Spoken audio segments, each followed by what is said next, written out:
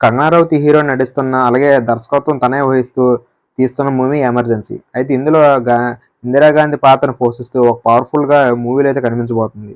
అయితే 1975 జూన్ 25న అప్పటి ప్రధాని ఇందిరాగాంధీ ఎమర్జెన్సీ ఎలా అయింది అనేది సిట్యుయేషన్ బేస్ చేసుకొని మూవీ అయితే తీయబోతున్నారు.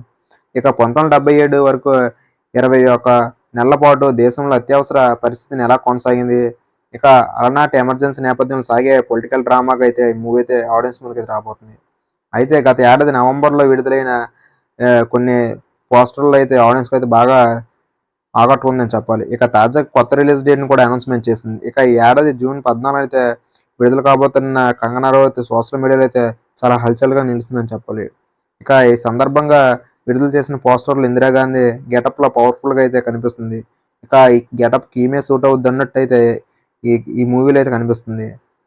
ఇక మూవీ అయితే ఒక పవర్‌ఫుల్ ఆఫీసర్‌గా, అలాగే ఒక బయోగ్రాఫిక్‌లో అయితే కనిపించబోతుంది. ఇక ఈ మూవీకి ఈమె దర్శకత్వం వహించినట్లు కూడా తెలుస్తుంది.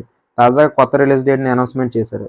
ఇక తొందరలో అయితే ఇందిరాగాంధీ గెటప్‌లో పవర్‌ఫుల్‌గా బయోగ్రఫీలో అయితే ఏం జరిగిందనేది అయితే ఆడియన్స్‌కి అందరికి ఇప్పుడు తరానికి తెలిసేలాగా అయితే డిజైన్ చేశారు. ఇక తన సొంత నిర్మాణ సంస్థ మల్లికార్జున్ ఫిల్మ్స్‌తో అయితే ఈ మూవీ అయితే నిర్మించడం జరిగింది. ఇక 'జీవి ప్రకాష్ కుమార్' మంచిగా సంగీతం అందిస్తాడు. ఇకపోతే ఈ మూవీ కూడా అతనే అందిస్తున్నాడు. ఇక ఎమర్జెన్సీ వ్యతిరేకించే జయప్రకాష్ నారాయణ్ ప్రధాన పాత్రలో అయితే కనిపించబోతున్నాడు.